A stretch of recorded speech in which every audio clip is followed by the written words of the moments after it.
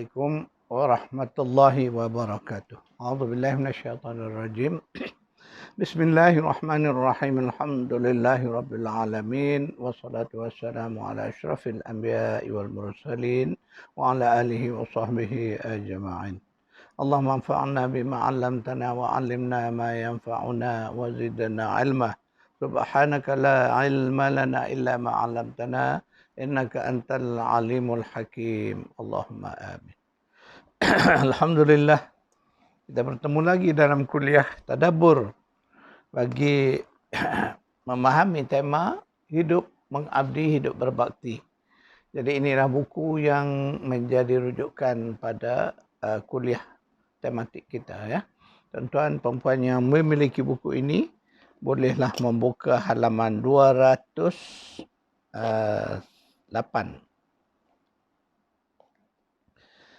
Dalam kuliah yang lalu saya telah menyebutkan antara misi perutusan Nabi Ibrahim AS ke Mekah ialah untuk membangunkan kota Mekah. Sebab itu kalau kita faham sejarahnya, Masya Allah, itulah sejarah awal penerokaan kota Mekah yang disebut oleh Al-Quran. Sebab apa sejarah lebih awal itu memang sudah ada, sebab buktinya rumah Baitullah itu telah pun ada di situ. Tetapi berdasarkan sumber Al-Quran diceritakan, itulah kisahnya, iaitu ketika Nabi Ibrahim diperintahkan menempatkan zuriatnya di lembah gersang yang disebut lembah gersang tanpa tanaman. Itulah sejarah awal, dan lakaran sejarah itulah begitu penting kepada kita sehingga ia dijadikan latar kepada ibadah haji dan umrah. Di situlah sekiranya kita kaji. Sebab itu saya menulis buku tajuknya Spiritual Haji, untuk melihat ni, mengkaji latar belakang sejarah ini, mengapa hikmah-hikmah yang ada di sebalik haji itu. Untuk melihat sejarahnya, inilah sejarahnya. Mana sejarah pembukaan kota Mekah itu, sejarah keluarga Nabi Ibrahim ini ialah yang menjadi latar belakang haji dan menjadi sebahagian daripada manasik haji itu sendiri.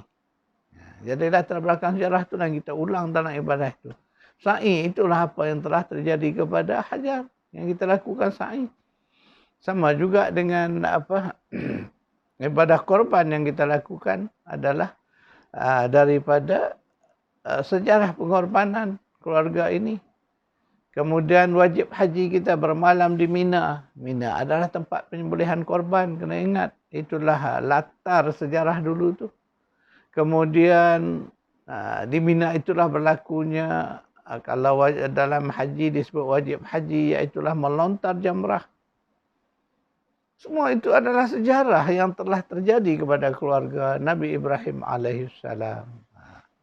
Jadi kita faham yang itu ya. Jadi tugasnya yang disebut semalam bahawa Nabi Ibrahim lah pembuka kota Mekah. Kerana Nabi Ibrahim diperintah mendirikan semula Baitullah bersama dengan anaknya Ismail alaihissalam. Mereka berdua mendirikan bangunan Kaabah. Dan sehinggalah ke hari ini kekal Kaabah yang ada itu, itulah hasil kerja dua beranak ini. Barakahnya kerja mereka itu kekal sampai ke hari ini, dan insya-Allah akan sampai kepada hari kiamat. Kemudian setelah selesai tanggungjawab mendirikan Kaabah, Nabi Ibrahim diperintah bersihkan. Untuk apa? Ingat, dari dulu lagi, dari sejak Nabi Ibrahim disebut bahawa lokasi Kaabah itu adalah untuk orang bertawaf, untuk orang beriktikaf dan untuk salat. Namun begitu, kalau kita kembali melihat sejarah sebelum diutusnya Nabi kita Muhammad sallallahu alaihi wasallam, situasi Kaabah berubah sebab zamannya jauh dari zaman Nabi Ibrahim, sehingga zaman perutusan Nabi kita makan ribuan tahun. Maka dalam suasana itulah Kaabah yang suci bersih, yang asalnya didirikan untuk ibadah, tiga ibadah ni telah dicemari oleh manusia. Ingat baik, ketika mana zaman Nabi diutuskan, Nabi waktu kecil, di sekeliling Baitullah tu penuh dengan berhala. Maknanya tujuan asal Kaabah tu dah rosak. dirosakkan oleh manusia-manusia yang telah ingkar kufur tadi. Mereka telah mensyirikkan Allah. Mereka telah menyalahgunakan Kaabah sebagai tempat mereka menyembah berhala. Sebab itulah ingat balik Al-Quran menceritakan dalam surah An-Nasr, di mana Allah menyebut ketika mana pembukaan kota Mekah, Nabi datang, ketika itulah Baitullah itu dibersihkan semula daripada patung-patung berhala sembahan kaum musyrik Quraisy. Itu cerita aja. Jadi di zaman Nabi SAW dibersihkan semula balik Baitullah sebagaimana asal dulu. Sehingga tak ada lagi. Maka akhirnya Allah memerintahkan orang kafir tidak dibenarkan memasuki kota suci Mekah dan Madinah. Di situlah sehinggalah ke hari ini dan insya-Allah sampai ke yaumil akhir Mekah Madinah akan bersih dari segala unsur syirik.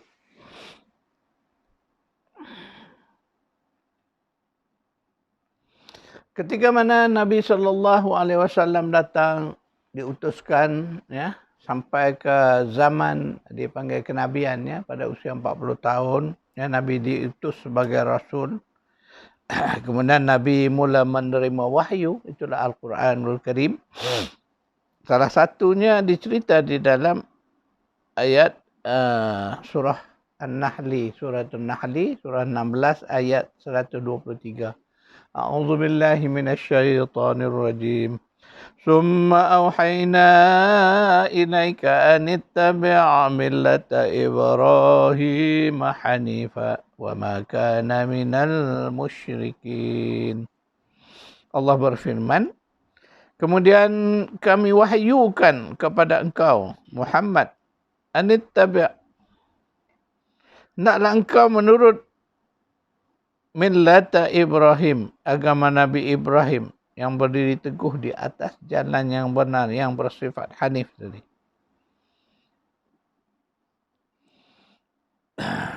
Dan tidaklah dia, mana Nabi Ibrahim itu, dari kalangan orang-orang musyrik. Jadi ini ayat ini menjelaskan bahawa Nabi SAW diperintahkan Allah supaya mengikut agama Nabi Ibrahim AS. Itulah Islam yang kita dapat itu, sebab selalu saya sebut bahawa Islam kita ni Islam yang diwariskan daripada Nabi Ibrahim AS. Cuma syariat kita syariat Nabi Muhammad SAW, iaitu syariat yang disempurnakan. Maka kita ikutlah syariat yang Nabi SAW bawa ini. Jadi asalnya dulu, walaupun asalnya adalah daripada millah Ibrahim. Iaitulah prinsip-prinsip dasar Islam itu tauhid. Itu yang penting. Itulah asas dasar Islam yang sempurna yang dibawa oleh Nabi Ibrahim. Itulah dasar tauhid. Kemudian sebahagian ibadah-ibadah yang telah dikerjakan oleh Nabi Ibrahim. Satu daripadanya buktinya ialah haji dan umrah. Itu jelas yang kita wariskan daripada Nabi Ibrahim alaihissalam.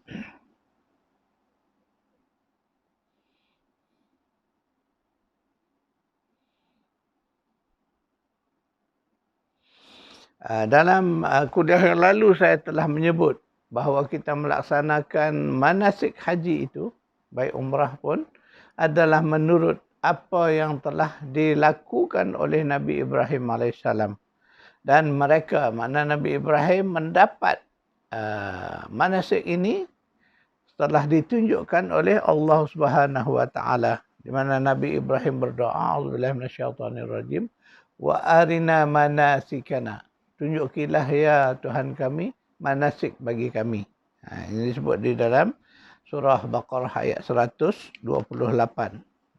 Itulah yang kita wariskan, ibadah haji dan umrah pada sehinggalah ke waktu ini.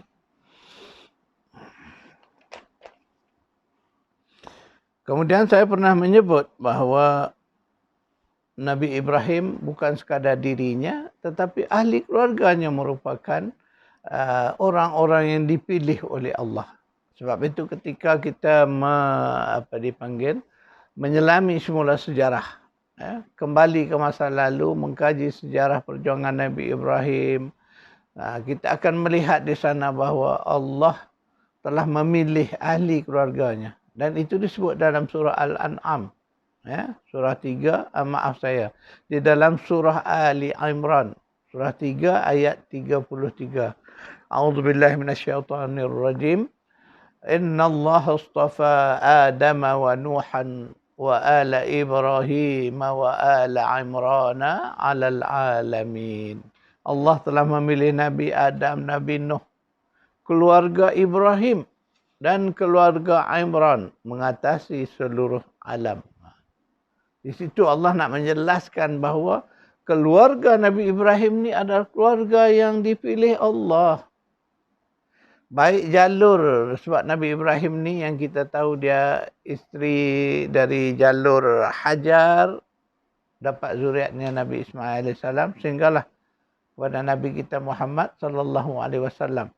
Sementara di jalur Sarah, isteri pertama, kita melihat ramai para nabi, para rasul yang datang daripada keluarganya.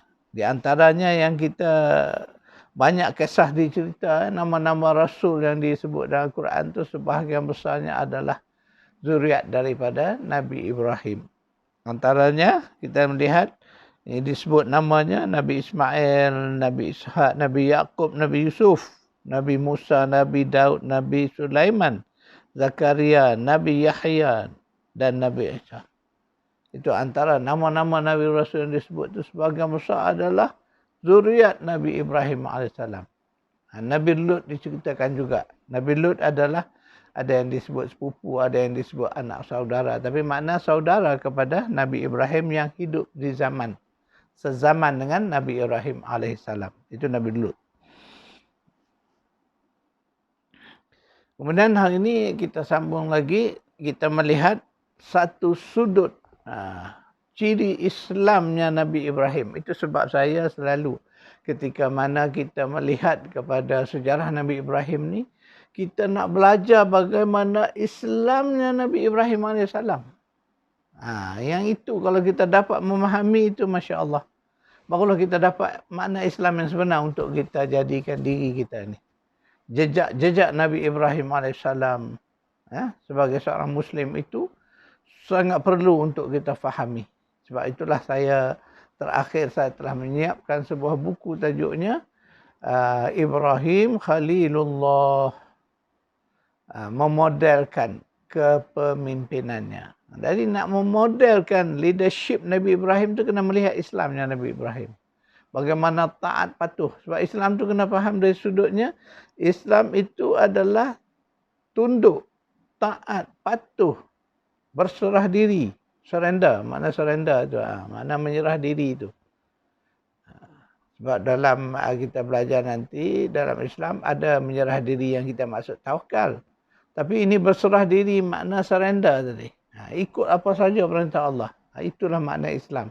Dan yang itu yang kita nak faham. Apa yang telah ditunjukkan oleh Nabi Ibrahim AS. Kalau kita dapat mempelajari yang ini, yang inilah model. Yang ini yang kita nak modelkan. Mana yang nak teladani, yang nak ikut. Yang nak ambil ini jadikan jati diri kita. Maka insya-Allah kita akan menjadi Muslim yang baik. Muslim yang terbaik. Dan itulah pentingnya kita nak mempelajari dan mendalami sejarah Nabi Ibrahim dan juga ahli keluarganya. Kerana di sana kita nak mempelajari kepemimpinan mereka itu. Sifat-sifat Islam mereka itu. Sifat-sifat tauhid mereka itu.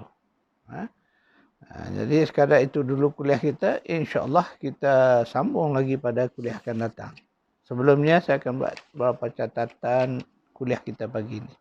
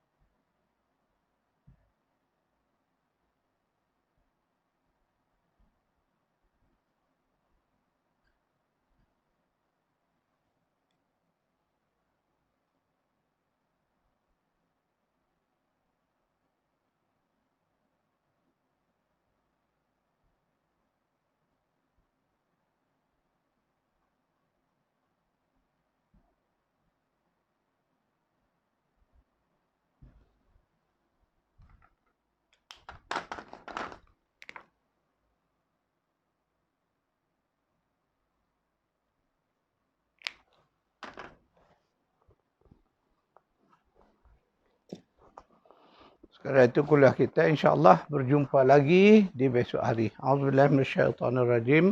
Bismillahirrahmanirrahim. Alhamdulillahirabbil alamin. Wassalatu wassalamu ala asyrafil anbiya'i wal mursalin wa ala alihi wa sahbihi ajma'in. Rabbana atina fid dunya hasanah wa fil akhirati hasanah wa qina adzabannar.